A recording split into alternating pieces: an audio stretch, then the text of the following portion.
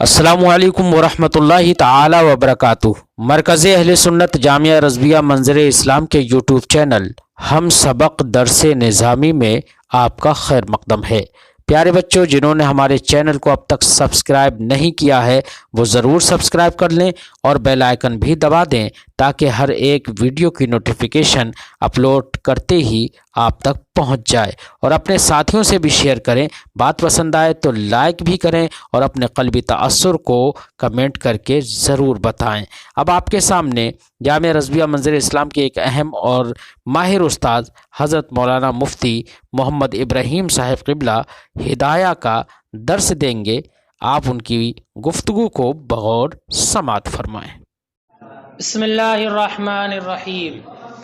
وَإِن تَزَوَّجَهَا عَلَى ثَوْبٍ غَيْرِ مَوْصُوفٍ فَلَهَا مَهْرُ الْمِثْلِ۔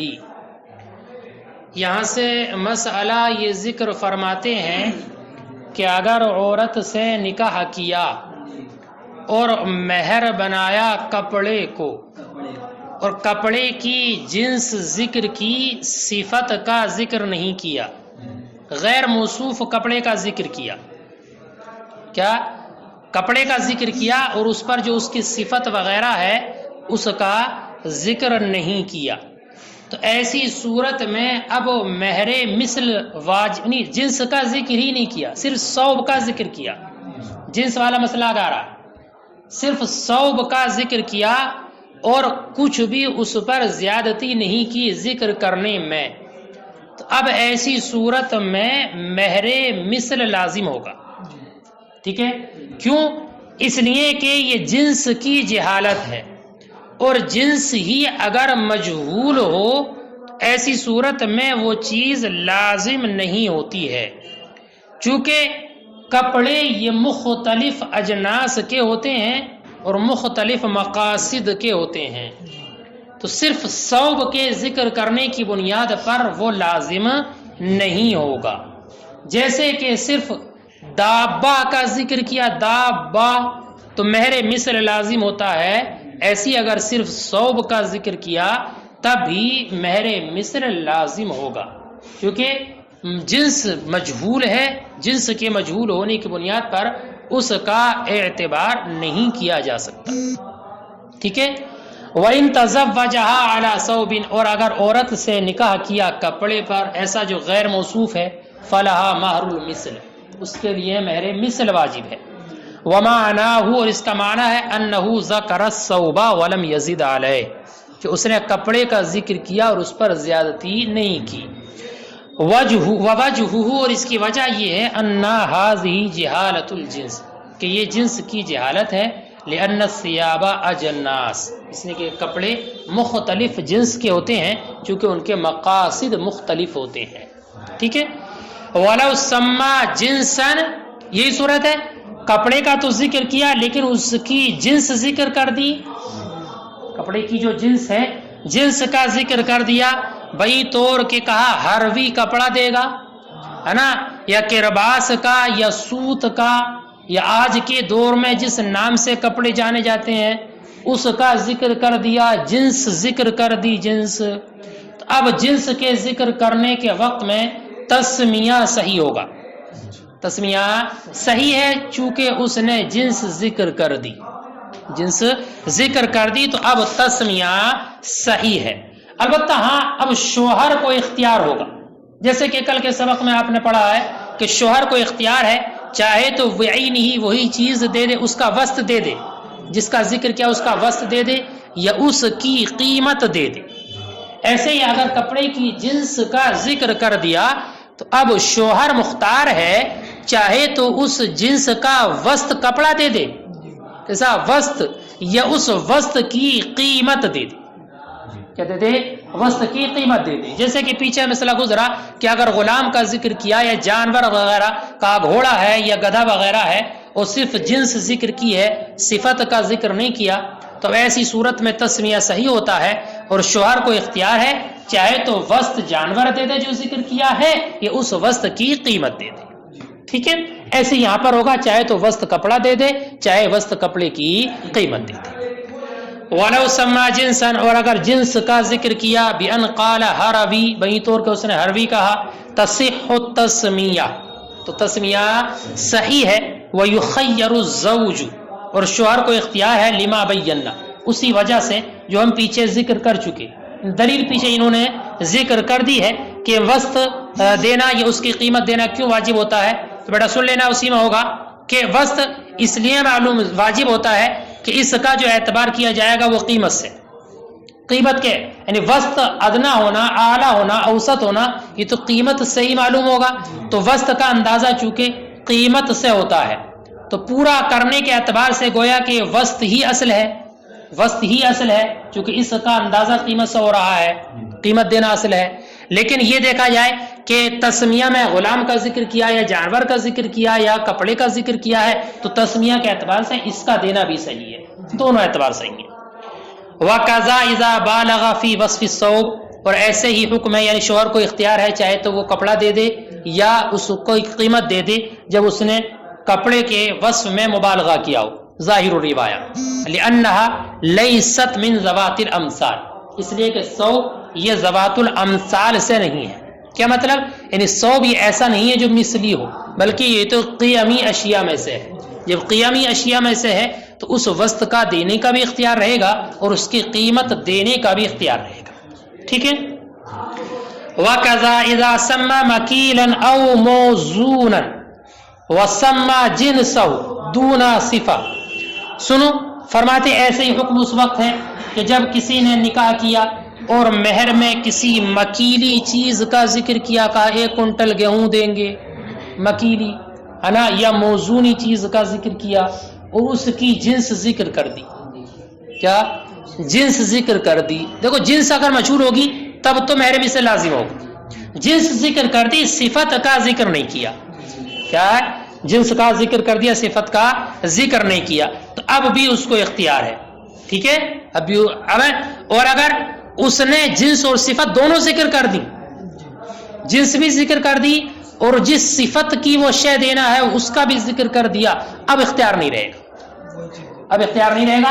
अब तो जिस चीज का उसने जिक्र किया है, जिसकी जिन्स और सिफत वाज़े तौर पर बयान कर दी है, बिआइन ही वही शय लाजिम होगी। मसलन कहा 1 कुंटल गेहूं देंगे, अब गेहूं भी मुख्तलिफ किस्म के होते हैं, उसके नंबर वगैरह के एतबार से बता दिया फोला वाला देंगे।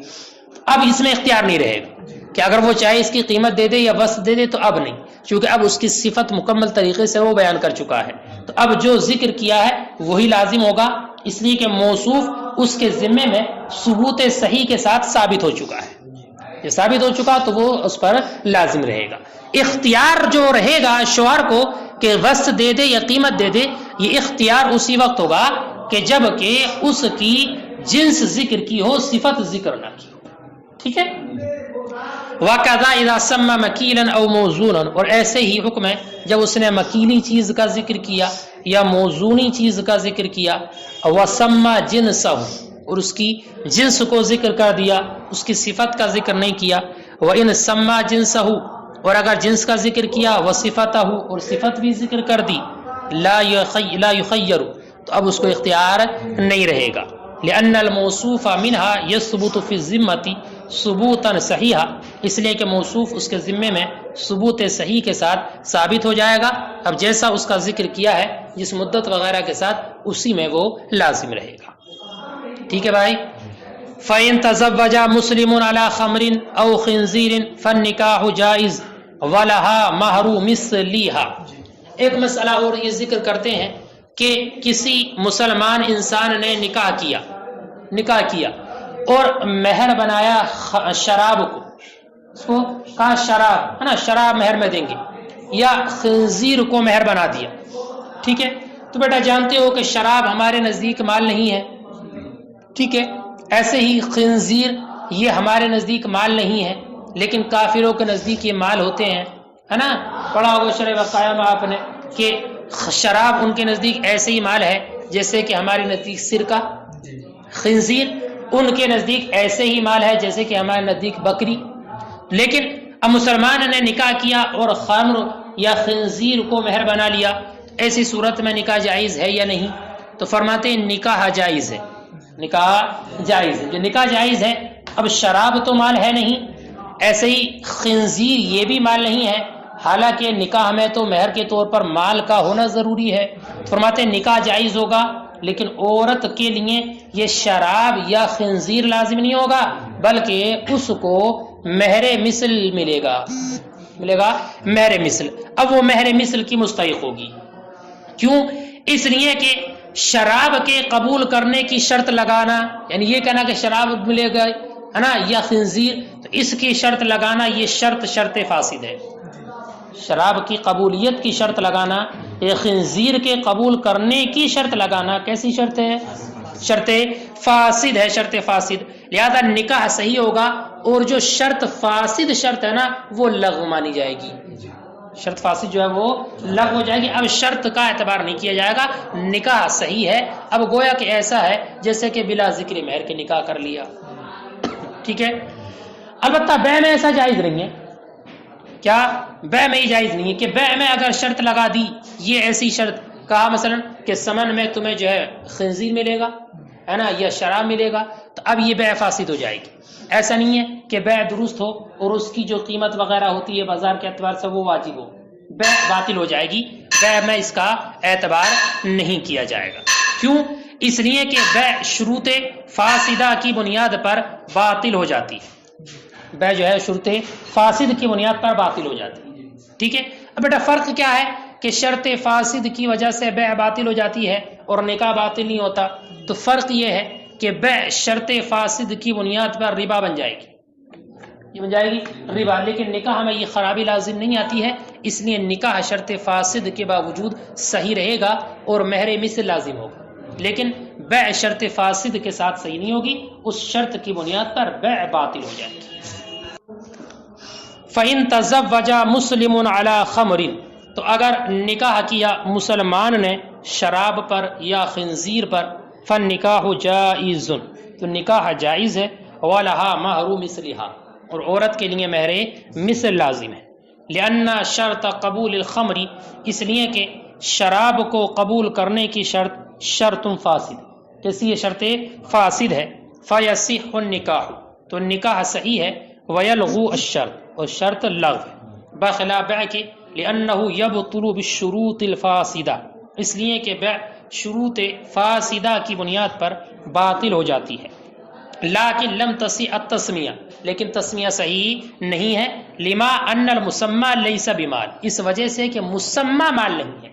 کیونکہ خمر ہمارے نزدیک مال نہیں، ایسے خنزیر ہمارے نزدیک مال نہیں، اور مسمى تسمیہ اسی وقت صحیح ہوتا ہے جب کہ مسمى مال ہو، اور یہ مال ہے نہیں، اس لیے تسمیہ صحیح نہیں. تو تسمیہ فاسد، مہر مثل لازم. لما ان المسمى لیس بمال فی حق المسلم، اس وجہ سے کہ مسمى یعنی خمر اور خنزیر یہ مال نہیں ہے مسلم کے حق میں. فواجب مہر المثل، تو اب مہر مثل واجب ہوگا. ٹھیک ہے.